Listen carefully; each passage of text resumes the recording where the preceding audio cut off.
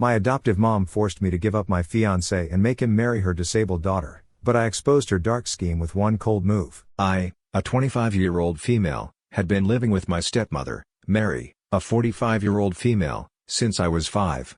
My biological mom was an alcoholic and extremely abusive to me. My dad, fed up with her behavior, filed for divorce and demanded full custody of me due to her negligence. Unfortunately, her issues couldn't be proven in court, so both my parents shared mutual custody, with my mother having me most days. Her negligent behavior soon caught up with her when one day she left me home alone, and I accidentally gained access to the balcony. My neighbors noticed and called Child Protective Services on her. From then on, I started living with my dad. Things were tough at first, but once he met Mary, they changed for the better. Mary was my dad's lawyer's assistant. They met during the divorce proceedings and got into a relationship soon after. Mary was herself divorced and had a daughter, Jane, who was 2 years younger than me. Jane suffered from a neurological condition and was permanently in a wheelchair.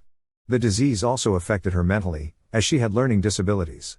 I met Mary and Jane when I was 4. At first, it was a bit awkward because I'd been pretty closed off to strangers due to my biological mother, but Mary understood my situation and took things slowly, helping me open up more with time. I grew extremely close to both her and Jane in a matter of weeks. That's when my dad decided to marry her. Their wedding, as far as I remember, was very personal, with only my grandparents and Mary's parents present. I used to call her Mary before the wedding, but I've called her Mom ever since. Things started to get better for us from that point on. Mary opened her own law practice, and my dad, who was a construction worker, opened a construction company. Soon, his business boomed, and from that point on, we never faced a day of financial adversity. Both Jane and I went to the best schools and had good lives. I always considered Jane my sibling, helping her with whatever she needed and standing up for her whenever necessary. Even Mary felt like the only mother I had since childhood because she had always been there for me.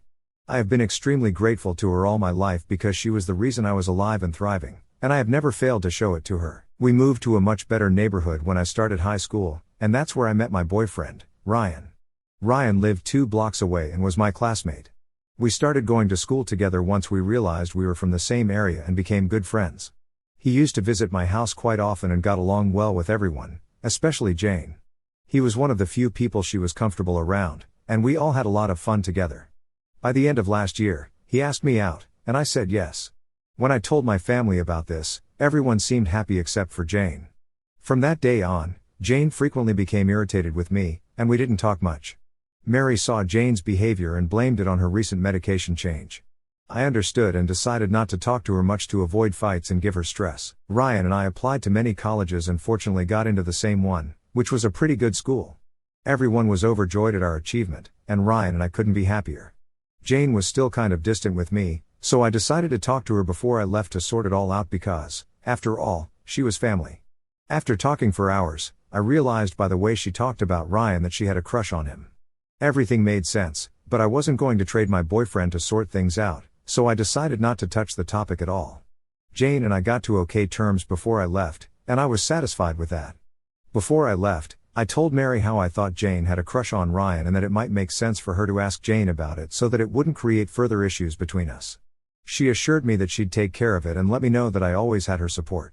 I got emotional at the thought of leaving my mom, and we both cried a little in the kitchen. A few weeks after this talk, I left with Ryan to set up my college dorm room. The next 4 years were great academically. I learned a lot, was a top performer in most subjects, and bagged a few internships before my peers. I was overall doing well.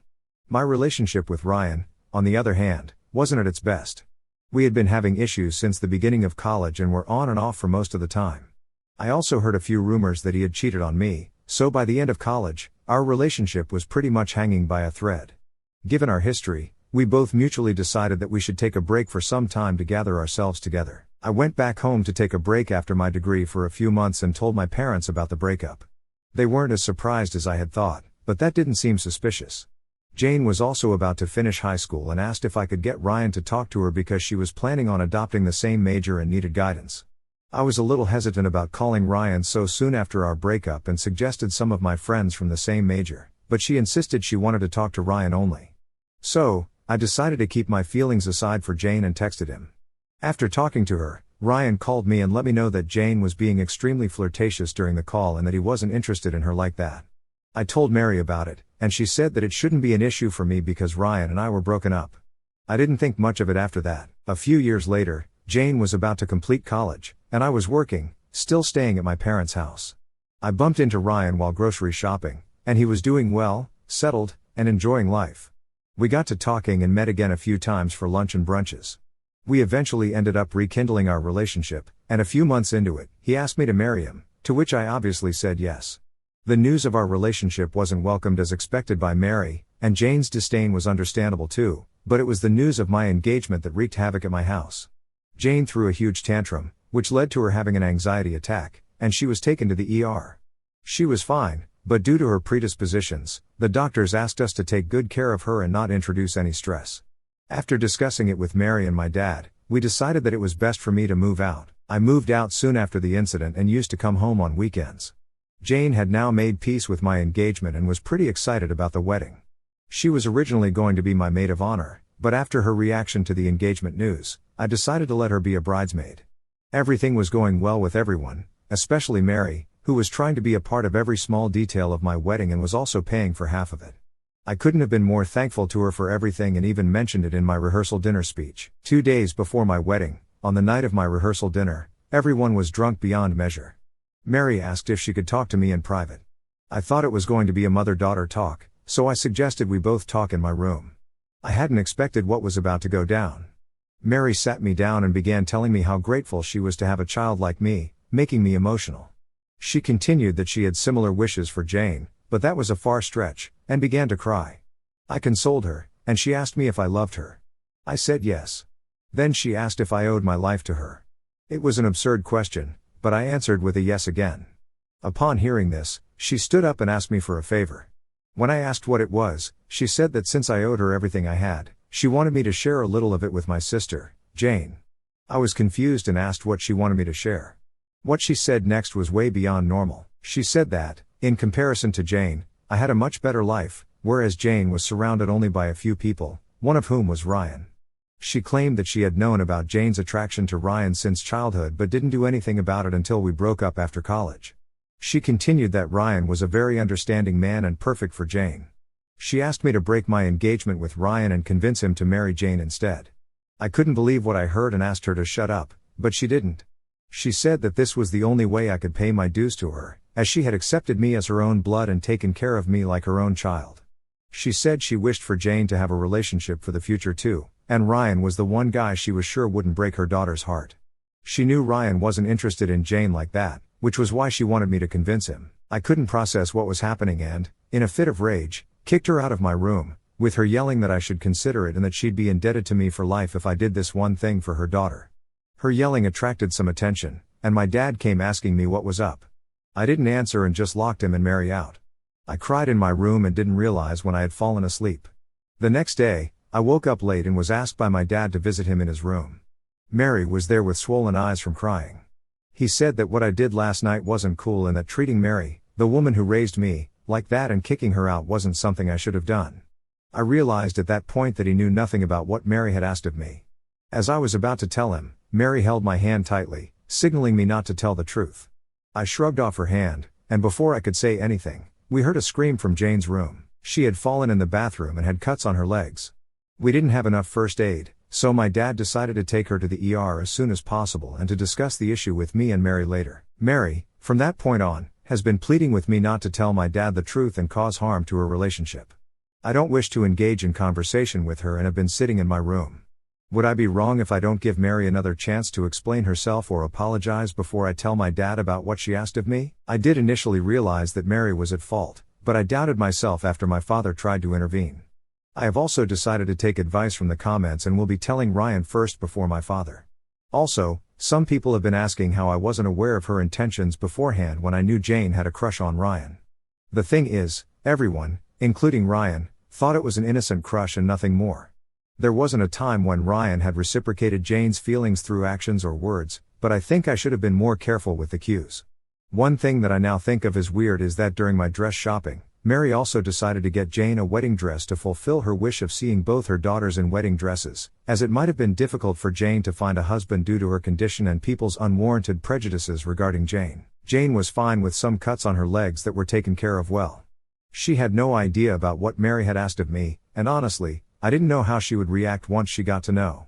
Anyway, when I went to see Jane after she was back, I saw Mary standing in the corner, her face turning pale as soon as I called my dad.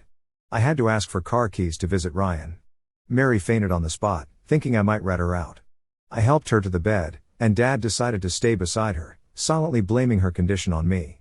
I didn't have time to explain anything to him and immediately left after taking the keys to the car. I am writing this part after I have met Ryan. I went and asked Ryan to meet me in my car to avoid unwanted attention. He realized from my voice that it was serious and came down rushing. I told him everything that had happened last night and made him aware of the fact that maybe Jane's little crush wasn't so little after all. He was more shocked than I was because he had respected Mary a lot for being an excellent woman and such a caring mother to me. He said that such a big revelation would lead to a lot of unpacking, so the best option would be to stall the wedding for a few weeks. He made it very clear that no matter what happens, he has my back and is willing to elope if that's what it takes to be with me. He wanted to be there while I told my dad about this, but I asked him not to, as it was a family matter first. He agreed and asked me to call him immediately after I was done telling, and he would announce to his side of the guests that the wedding was going to be postponed due to some personal issues. As happy as I was to have someone like Ryan around me, I was still scared because this whole scenario could lead to sour relationships with my dad, who had always been there for me since day one.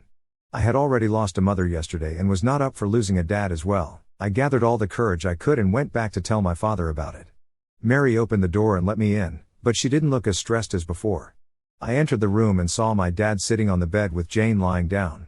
He looked angry and asked me to take a seat. He told me that he knew what had gone down last night and was extremely disappointed in me. I asked him what he was talking about, and he told me that Mary had told him how I berated her last night, saying that she wasn't my real mother and that Jane wasn't family, so I didn't wish to have them at the wedding. According to my dad, when Mary tried to calm me down, I told her that I didn't want her disabled daughter spoiling my wedding pictures. I couldn't believe how cunning Mary was. I tried to tell my dad the truth about her, which he was duly shocked by, but he said that this was a case of my words against Mary's words, and there was no way for him to believe either version as the truth, so maybe we should sort it out for now.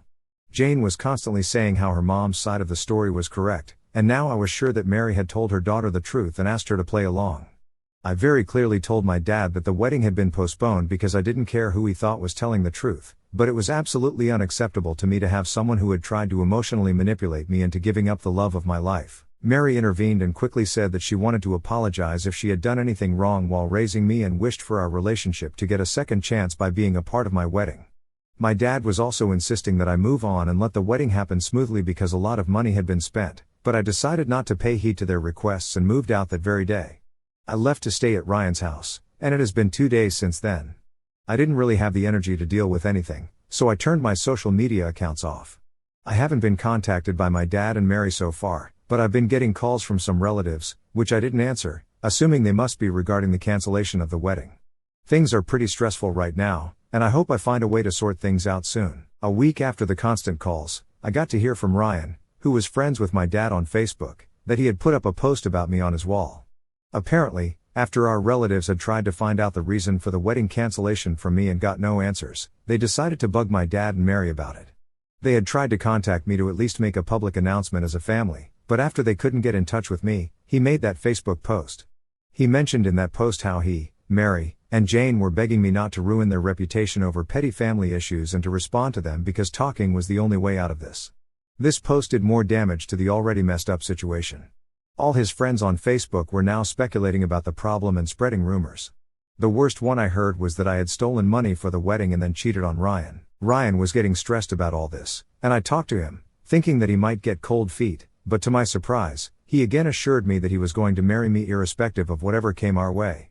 I still hadn't responded to the Facebook post and was going to talk to my parents a day after the post to at least be rational before the big confrontation, but things took a different route.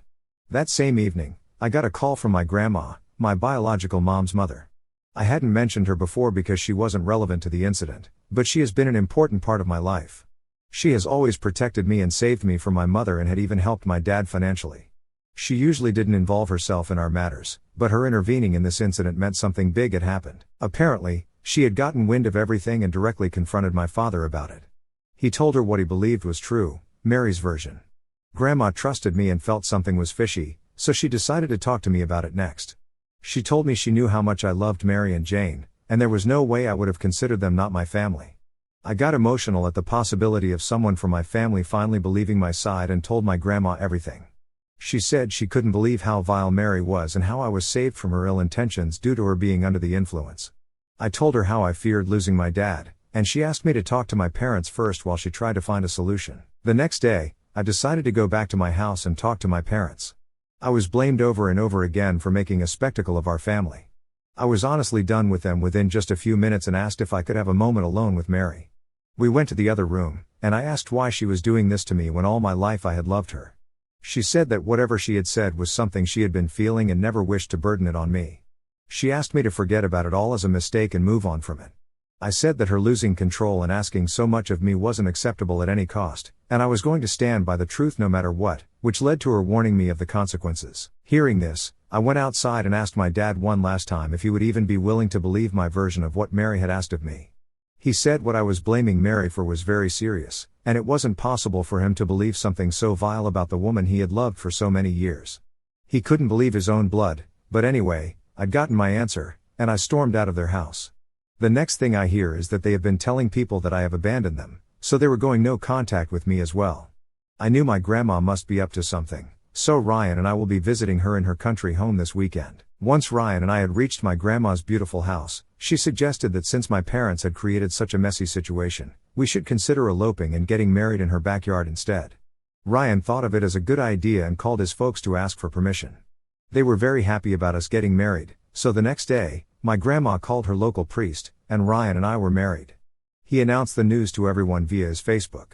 The post did get a few comments, but we decided to check them out once we were back home. My dad and Mary had also seen the post and recognized the background, so they began bombarding my grandma's phone with calls and texts. My grandma replied back to my parents, who were acting so desperately, and reminded them that they were the ones who had gone bad-mouthing me, so they shouldn't be surprised by this now, and ended the conversation.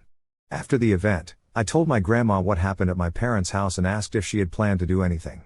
She asked me what I wanted, and I told her very clearly that after Mary's so-called threat, I wished to expose her in front of my dad, assuming Jane already knew what her mother was up to. My grandma then revealed the plan to me.